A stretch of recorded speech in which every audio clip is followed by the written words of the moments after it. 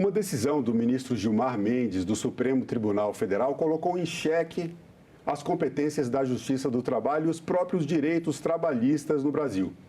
Pedidos de reconhecimento de vínculo de emprego por profissionais contratados como pessoa jurídica estão suspensos até que o STF decida sobre os casos.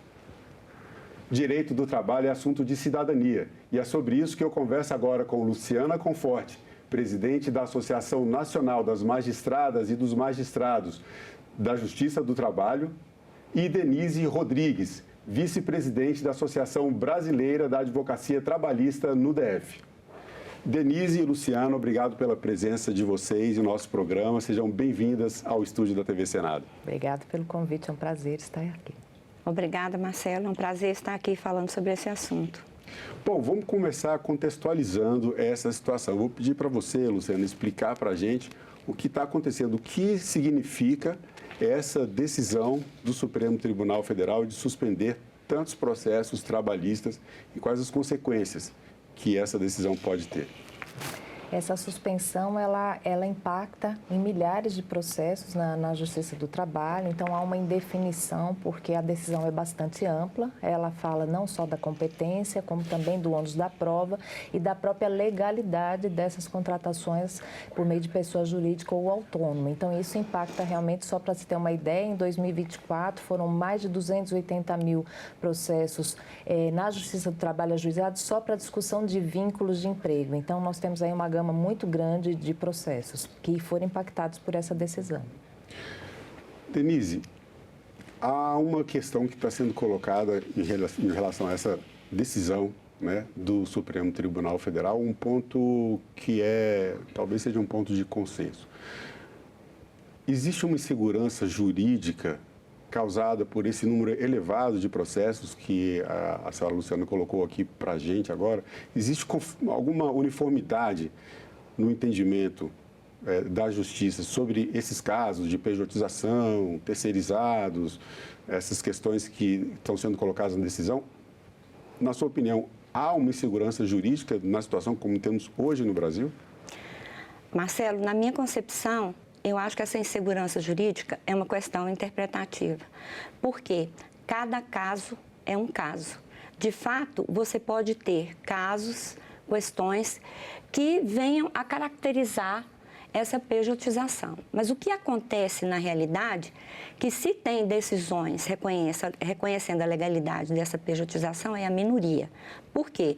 Porque na maioria dos casos, o que acontece é que o trabalhador ele é contratado como PJ, como pessoa jurídica, mas na realidade o que acontece é exatamente a prática de um contrato de trabalho propriamente dito. Ou seja, o PJ ele vai trabalhar, vai ter pessoalidade, ou seja, só ele vai poder prestar o serviço.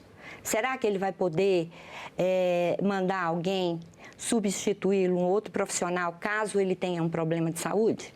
Essa é uma liberdade do autônomo, é uma liberdade da pessoa jurídica. Ele tem que bater ponto? Em muitos casos tem que bater ponto, tem o registro de ponto. A não eventualidade, ele é obrigado a estar na empresa todos os dias. E a subordinação, ele está subordinado às ordens daquele que o contratou. Não é que o autônomo ou o PJ não tenha norteamentos de trabalho. Por exemplo, eu vou citar no caso, quando um advogado é contratado como autônomo, ele ajusta toda a sua prestação de serviço, ou no local da empresa, ou no sindicato, que nós temos muitos advogados sindicais, e ele tem toda a liberdade. Se ele não puder fazer uma audiência, ele pode pedir para um colega fazer. Será que no PJ, no caso de uma secretária, por exemplo, e aí eu não estou falando de profissionais hipersuficientes, pode mandar alguém ir trabalhar no lugar dela? Será que ela não tem que cumprir ponto? Então, só resumindo, tem que ser observado caso a caso. Existem casos e casos, estou sendo aqui até repetitiva. Sim, mas é porque então, esse é o ponto importante que você está trazendo. Não tem como, em situações diversas, se uniformizar um entendimento. O Supremo pode dizer isso, mas esse é um norteamento. Não pode se dizer que toda pessoa jurídica é pessoa jurídica. Esse ponto é importante porque daí você traz uma das questões que estão sendo suscitadas nessa decisão e que tem mexido aí com o mercado de trabalho, com a própria justiça trabalhista, na verdade, todos os operadores do direito do trabalho, né? Que é a questão das fraudes. Esse é um dos pontos que entram na questão do julgamento, né? A senhora poderia explicar para a gente como é que isso está acontecendo? A Denise já deu aqui uma ideia inicial. A terceirização é permitida. O trabalho como pessoa jurídica também, o contratado como pessoa jurídica, isso também hoje é permitido pela legislação. Mas algumas empresas têm usado esses mecanismos, esses dispositivos do direito para mascarar relações de trabalho que, na verdade, deveriam ser regidas pela CLT. É competência da Justiça do Trabalho julgar essas questões, mesmo quando são contratos considerados, como diz a decisão do ministro, contratos civis e comerciais?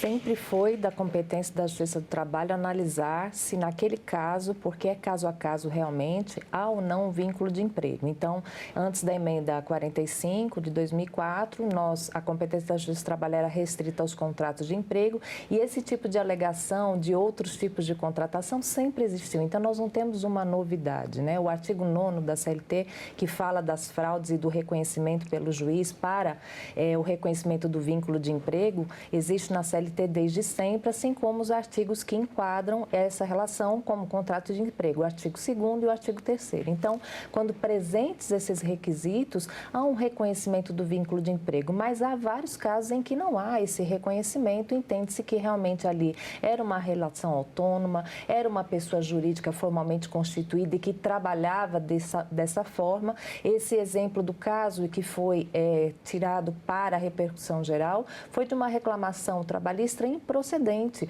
ou seja, o Judiciário Trabalhista, com acordo do Tribunal Superior do Trabalho, entendeu que naquele caso realmente era um franqueado e que não tinha um vínculo de emprego com a empresa que suscitou, ele entrou com a reclamação. Então, essa competência sempre foi da Justiça do Trabalho. E tem havido realmente agora, a partir da decisão da terceirização de atividade de fim, então qualquer terceirização é possível, mas lembrando que aquela decisão, ela fez uma análise de uma empresa que contrata outra empresa e essa empresa tem seus empregados, ou seja, uma triangulação do trabalho. E a novidade que está tendo é que essa empresa que tem os empregados, ela desaparece para que a empresa contratante contrate direto aquela pessoa física que se torna uma empresa. Então, essa decisão de pejotização não está dentro da terceirização, por isso que tem havido tanta divergência de se dizer que a Justiça do Trabalho não observa a jurisprudência do Supremo Tribunal Federal, mas, na verdade, a pejotização não foi discutida naquele julgamento, tanto assim que agora houve a repercussão geral para decidir a pejotização. Se ela já tivesse inserida naquele julgamento, não haveria essa necessidade, né? Então, é bom explicar, nossa defesa sempre foi da ANAMATRA, a Associação Nacional da Competência da Justiça do Trabalho, e da análise caso a caso, e não de que todas as relações pejotizadas são fraudulentas e nem que todas as relações são vínculo de emprego. Isso deve ser analisado muito particularmente. E só também para exemplificar, nós tivemos um caso de gari, que era MEI, e se entendeu que era regular essa pejotização, essa terceirização. Então, nós estamos falando, realmente, como Denise comentou, dos altos profissionais liberais, jornalistas, advogados, mas dos mais necessitados, que para poderem trabalhar estão criando MEIs ou criam para que eles possam trabalhar. Então, o gari, outros tipos, esses entregadores por bicicleta, por exemplo, né, que não têm nenhuma autonomia, não são pessoas jurídicas, são pessoas físicas e que são detentores de direitos, já que estamos falando de cidadania. Agora, essas questões de direito desses trabalhadores, né?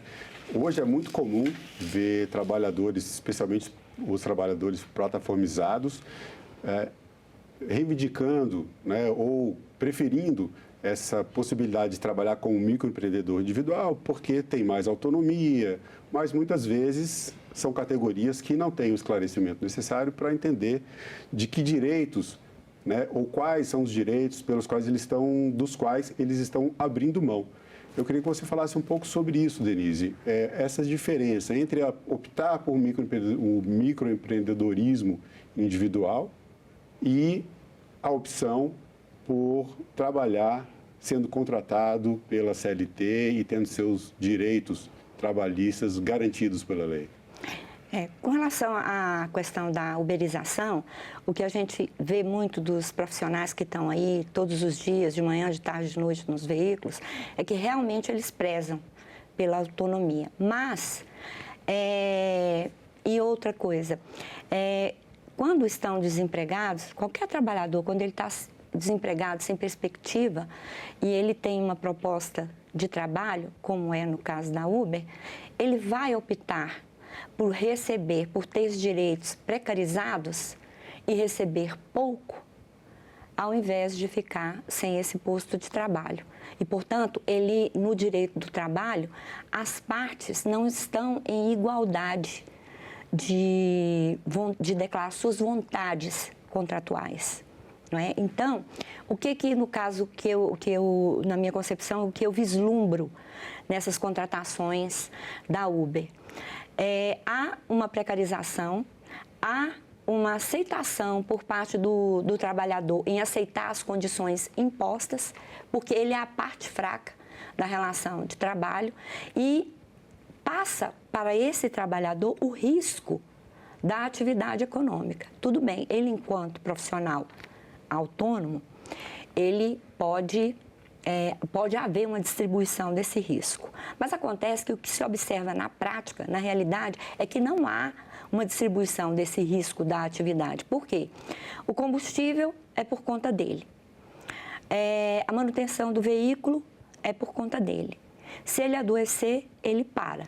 Ele deixa de ter, por exemplo, direitos previdenciários ou é possível trabalhar como autônomo? A não ser que ele pode trabalhar como autônomo. E alguns acabam não trabalhando porque aquela contribuição vai fazer falta no orçamento doméstico dele, para subsistência própria e familiar. Então, há aqueles que prezam sim pela autonomia, mas o que acontece é que não é só autonomia, eles também ficam insatisfeitos com essa precarização de direitos, com esse ônus que eles arcam sem qualquer ônus para a Uber. Por mais que ela diga que já pague observando isso, mas a gente sabe que a realidade não é essa. Luciana, falando em ônus agora, mas em outro sentido, um dos pontos da decisão, a senhora comentou também no começo da entrevista, é justamente essa questão do ônus da prova, né? A quem cabe hoje o ônus da prova para mostrar que houve fraude numa contratação de trabalho ou que há uma violação de direitos, seja por parte da empresa ou por parte do trabalhador, e qual é a perspectiva de um julgamento do STF, para quem vai ficar esse ônus? Vamos explicar para as pessoas do que a gente está falando, né? Nem todo mundo sabe, a gente está falando em ônus da prova, para vocês são, né, para as senhoras são operadoras do direito, é algo muito comum, né? Mas do que a gente está falando? Atualmente, se há uma alegação do trabalhador que tem um vínculo de emprego, então, se a empresa alega que houve uma relação de trabalho e não vínculo de emprego, ela tem o ônus da prova, né? No entanto, se a empresa alegar que não tem qualquer relação com aquele trabalhador, ele deve provar. Estamos falando do reconhecimento do vínculo de emprego. Então, isso vai depender muito se há um contrato escrito ou não, né? O tipo da relação, por isso que eu disse que é muito caso a caso, porque há casos em que não há nenhum tipo de contrato outro, não é? E a empresa também não nega que houve essa prestação de serviços, então atribuir ao trabalhador que ainda se prove a fraude, se bem que há uma colheita de provas mais ampla, não fica muito limitado ao ônus da prova, né? Desde que as partes tenham suas provas a apresentar, dependendo da instrução processual, isso é colhido e, ao final, há uma decisão com base nesses elementos, nos documentos, nas testemunhas, no tipo de relação, no tipo de atividade que aquele trabalhador estava inserido dentro da atividade econômica, né, se ela realmente é uma atividade necessária e constante, habitual, ou era uma questão mais esporádica, um tipo de serviço que tinha um tempo certo. Então, tudo isso é analisado nos processos e é muito difícil, porque trabalhamos muito com fatos.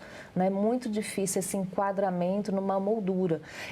Pode haver, então, talvez, uma modificação desse ônus da prova, né? Digamos que tenha essa tendência de se entender que, a partir da existência de um contrato escrito, seria do trabalhador esse ônus de provar que ali houve uma fraude, né? Mas sabemos que essa questão formal, ela deve ser suplantada pelo que acontece na realidade. Até porque essa discussão hoje muito é importante que estejamos num programa sobre cidadania, porque se toda a relação pudesse ser pejotizada, a escolha de quem contrata, então estaríamos dizendo que o direito do trabalho é opcional, né? Então, quem que optaria em observar as regras trabalhistas se, segundo os levantamentos, os custos são mais altos nesse tipo de relação, né? Então, é importante que tenhamos as regras postas, a legislação trabalhista está em vigor, assim como a Constituição, que prevê os direitos sociais de forma constitucionalizada. Então, é isso que está em jogo, não só a questão de competência, de ônus da prova, mas dos próprios direitos trabalhistas, porque empresas não têm direitos trabalhistas, elas devem pagar direitos trabalhistas, né? Então, essa é a grande questão. Falando em legalidade desses contratos, que é um dos pontos também da decisão, né, que é analisar a legalidade dos contratos de trabalho que envolvem a contratação da empresa, contratando o trabalhador ou a trabalhadora como pessoa jurídica. Vamos partir do princípio aqui da boa-fé, que as empresas elas não estão contratando como PJ para burlar a regra, mas que isso seja uma opção da organização da empresa e que ela está observando os direitos humanos, os demais direitos trabalhistas que existem em qualquer relação de trabalho, seja por CLT, seja por contrato autônomo ou como pessoa jurídica. Quais as dicas que você daria, Denise, para que a empresa adeque as suas contratações, faça da maneira correta quando é CLT, quando é autônomo, quando é PJ? Num resumo, qual seria a sua dica para que trabalhadores não caiam em fraudes e para que as empresas não contratem, gerando depois um problema, um passivo jurídico para elas mesmas? Bom, a primeira colocação que eu faria é uma frase simples. Observe os requisitos legais para uma contratação de PJ, os requisitos legais para a contratação de um autônomo e os requisitos legais para a contratação mediante o reconhecimento de um vínculo empregatício. Não leve para a contratação de PJ e nem do autônomo os requisitos da relação de emprego. Então, que observe também, que dê também ao trabalhador a condição, a faculdade de participar da elaboração do contrato de prestação de serviços, que permita que ele manifeste no contrato as suas condições de trabalho, se a empresa vai aceitar ou não, e esse é um ponto delicado, porque os contratos, as empresas que em geral contratam como PJ ou autônomo é um contrato de adesão, e a realidade desse contrato é que leva para essa coisa do vínculo empregatício. Então, se é PJ, observe as condições da contratação desse PJ, porque PJ tem liberdade, ele também tem autonomia, como eu te falei. Hoje eu não vou, né, um técnico de TI, vou falar aqui só de advogado, não irei, mas irei mandar alguém para executar o serviço hoje. Pode? Tem essa liberdade? Não é? E a mesma coisa, o autônomo, também ele tem essa liberdade. Então, eu acho que para as empresas terem a segurança de contratar dessa forma, tem que observar os requisitos legais para tanto. Luciana, as relações, né, de trabalho têm mudado nos últimos tempos por questões tecnológicas. A gente teve o teletrabalho com a pandemia, também houve uma grande movimentação no mercado de trabalho em virtude das mudanças que ocorreram nesse período, questões econômicas, novas formas de trabalho, como plataformizados e essas novas relações de trabalho que estão surgindo pelo mundo e aqui no país. O direito do trabalho tem conseguido acompanhar essas mudanças? A consolidação das leis trabalhistas, né? A CLT, acompanha também essas mudanças. Como é a sua visão em relação a essa nova realidade dentro desse contexto que estamos aqui conversando, com uma decisão como essa do Supremo Tribunal Federal, que poderá ter impactos futuros no mercado de trabalho?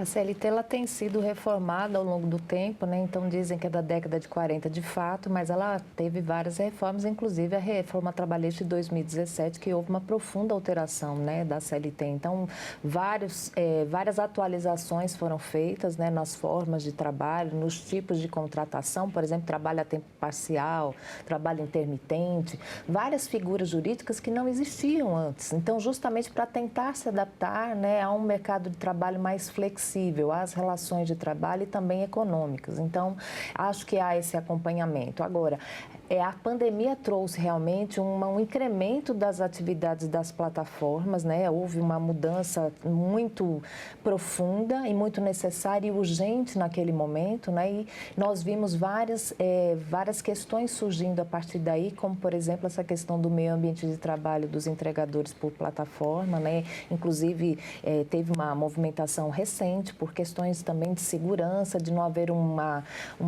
garantia do pagamento das despesas, né? Então, algumas questões estão até em discussão também no parlamento, algumas questões têm que ficar mais claras para que haja essa segurança jurídica de quem trabalha, de quem contrata, né?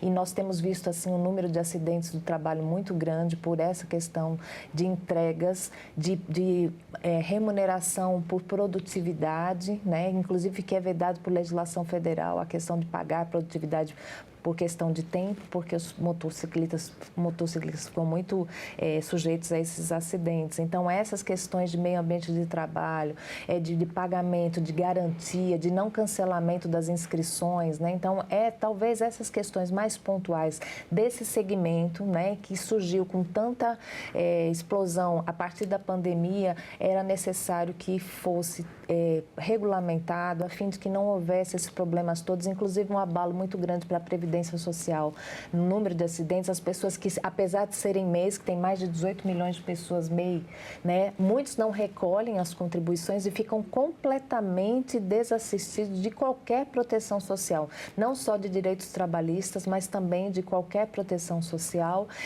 E essa questão toda da pejotização, ela também preocupa, porque nós temos aí um abalo fiscal, previdenciário. A Receita Federal do Brasil tem estudos antigos já sobre a pejotização, não é uma questão nova, né?